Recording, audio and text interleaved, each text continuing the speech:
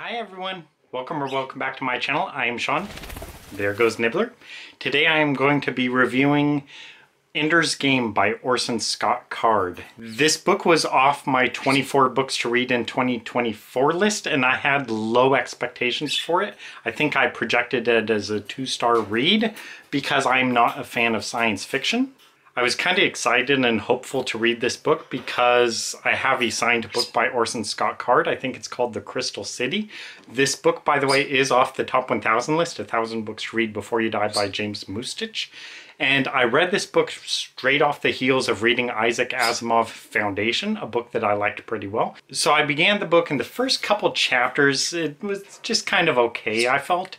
But as the book went on, I began to actually like it pretty well. So I guess just like the lightest description of the book, I mean, this is just kind of stuff you would find on the back of the book. The book is basically about this character, Ender, whose name is actually Andrew, but Ender is kind of his nickname, and that's the way he's referred to most often in the book. Ender is the third child of this family, and like population is a big deal in the book. Or it's supposed to be a big deal, like people are supposed to be limited to, I think, 2 children, but he is the third, and there's like a kind of a stigma against thirds.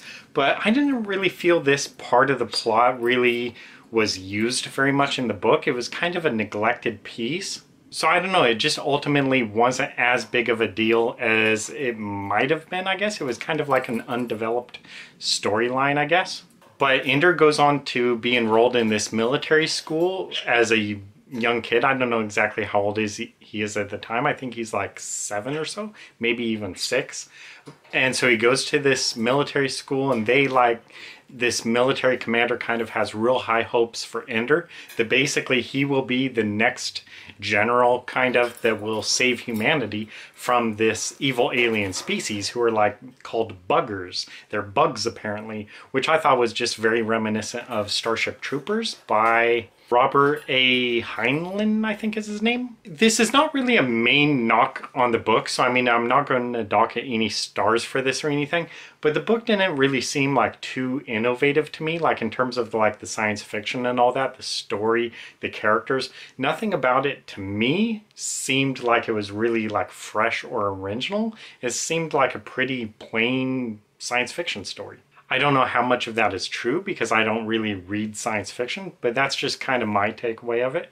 Again, not something I'm going to dock the book a star for. One thing I guess I will dock the book like maybe a half a star for is that each chapter tends to begin with like this commander who recruits Ender, like talking with other commanders about basically what they are doing to Ender. And I felt that a lot of these scenes that began each chapter, I thought a lot of them were, I don't know how to say it really, but a lot of them have like cliffhanger endings, and the little scene is meant to be like, ooh, this is adding some kind of action or tension or whatever. Like there's going to be a big payoff here. Something big is happening.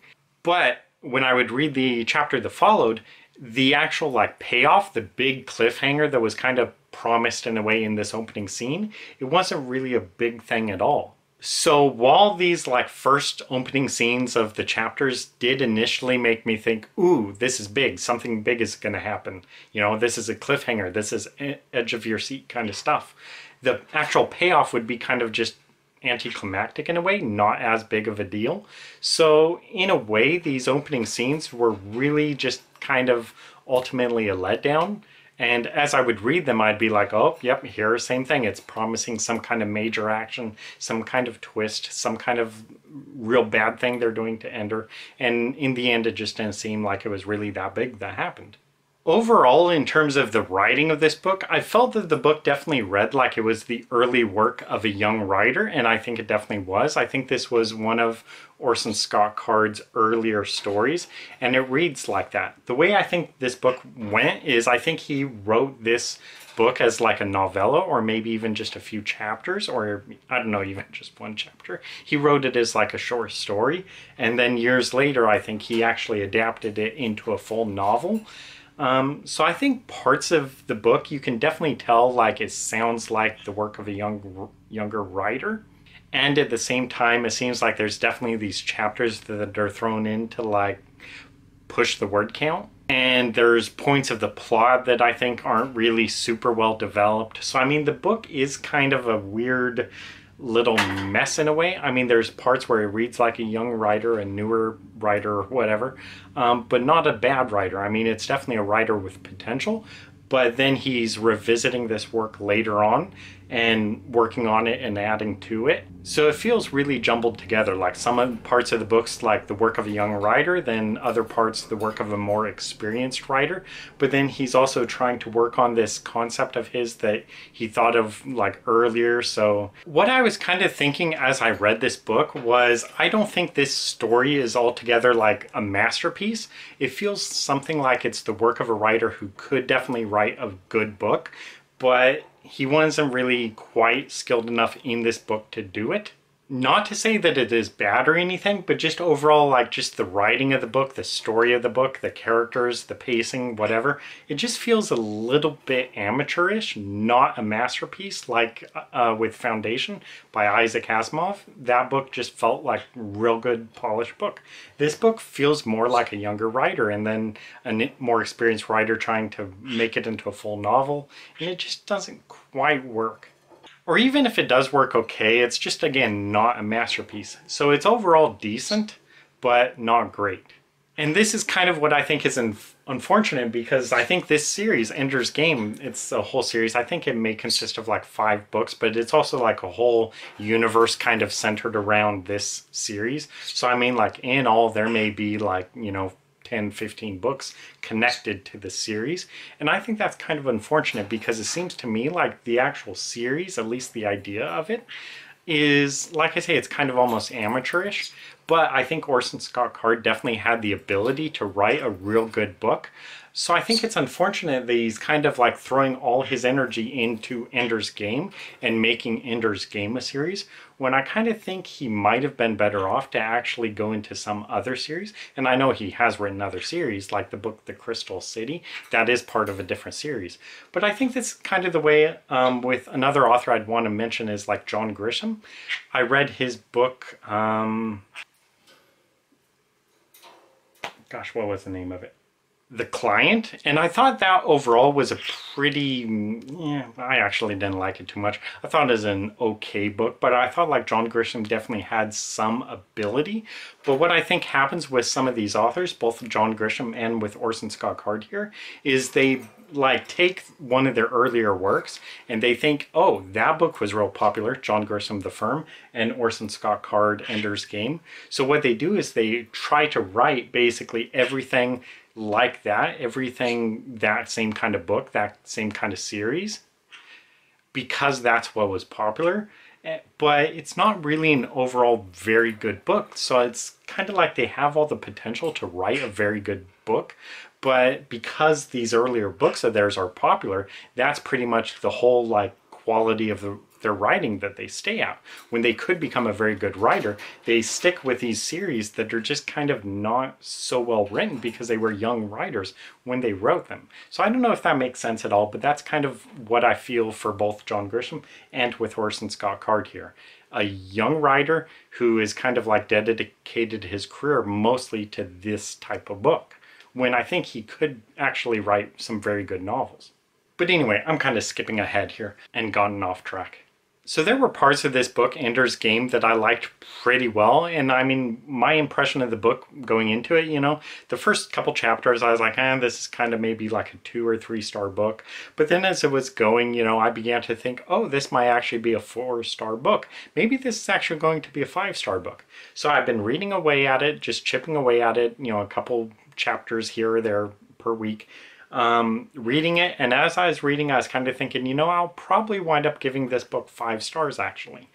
And it really depended on like the ending, because I just wanted the ending to have a real good payoff.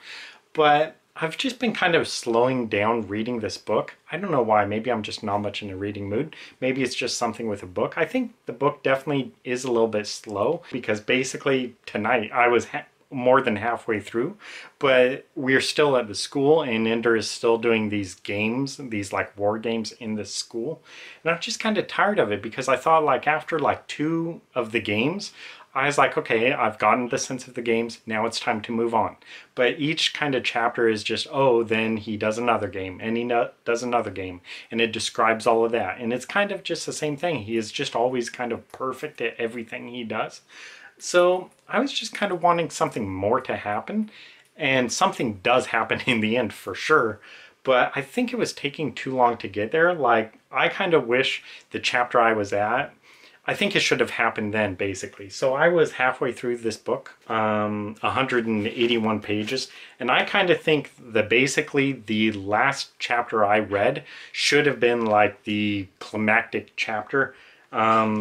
So yeah, I definitely think this book should be shorter. It's about, 325 pages, but I think this book should be like 250 pages. And again, the main reason is it's just too many games in the school. I think after 2 games, I got the sense of it. Okay, move on with the plot.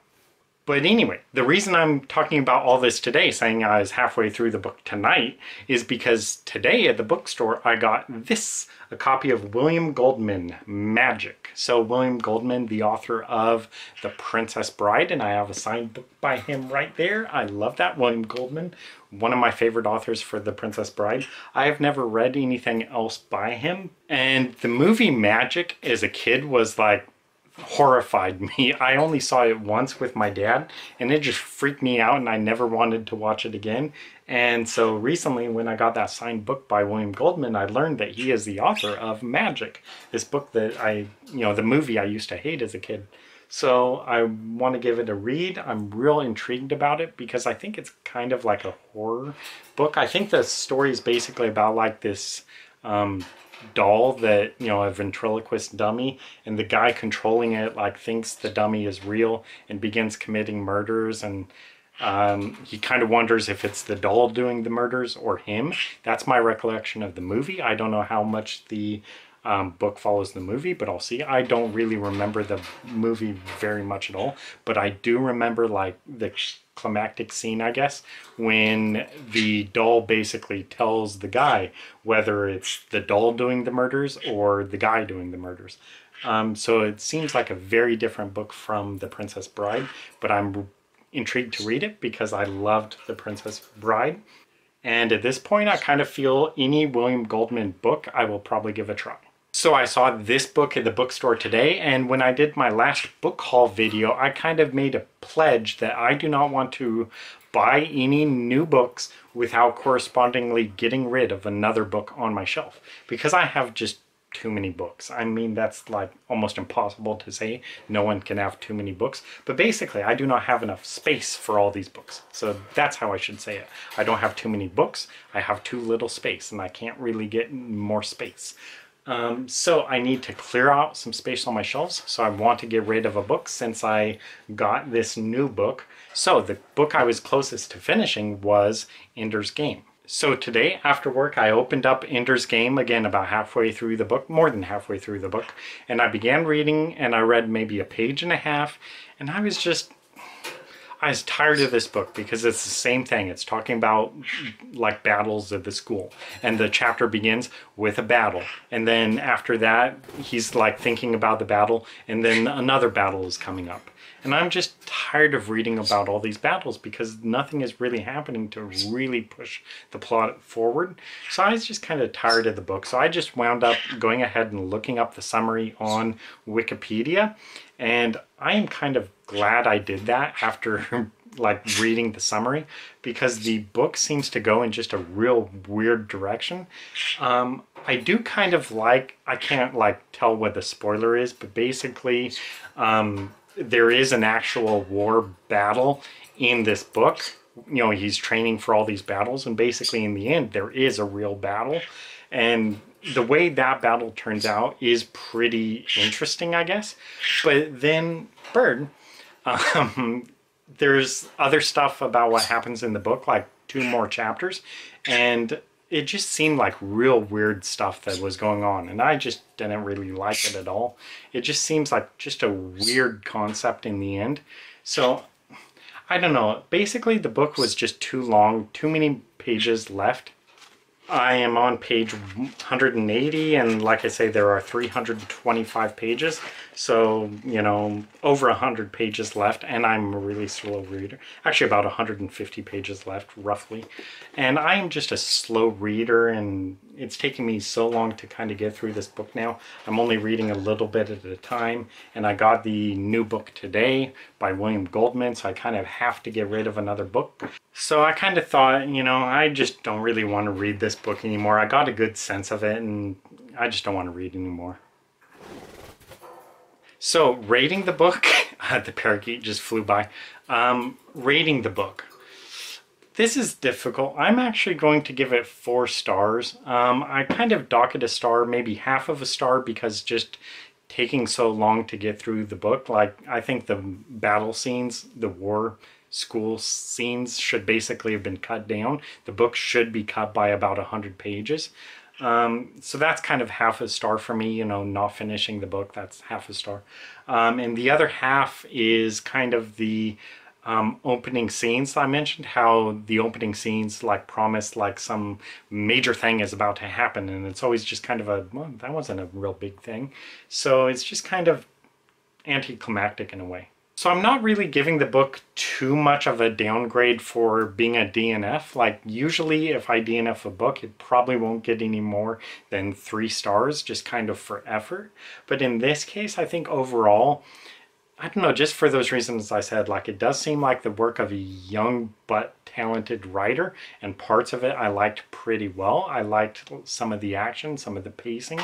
But at the same time, I didn't feel it was anything real innovative or fresh or anything. So I think part of it is also I'm just not much of a fan of science fiction. But at the same time, even though I'm not much of a fan of science fiction, I did like the book okay. I mean, there were definitely parts where I thought this could be a 4 or a 5-star book. So all in all, I think it does deserve about a 4-star rating. So it's good, but since I'm not much of a fan of science fiction, ultimately it wasn't really for me.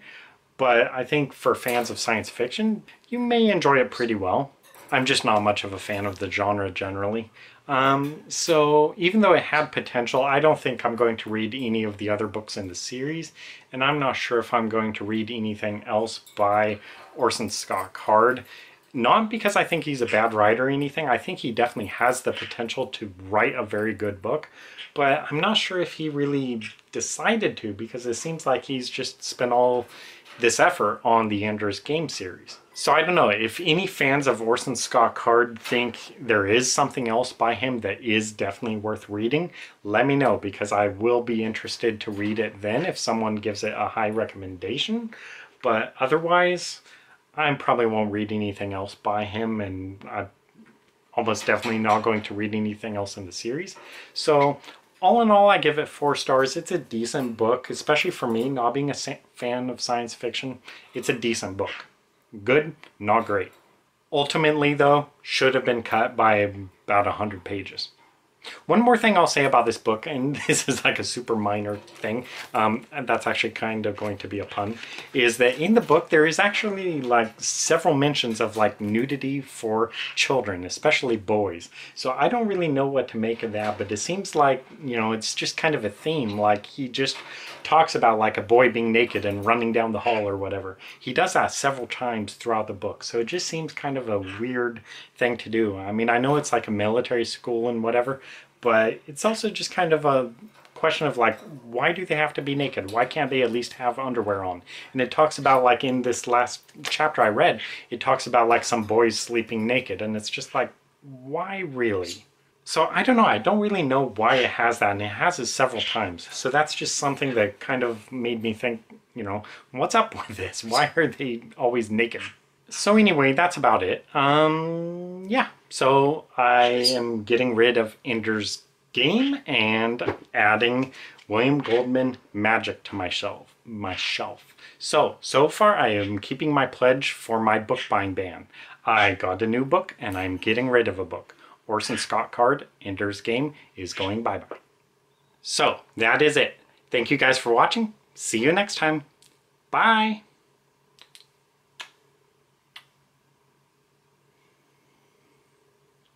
Anyway.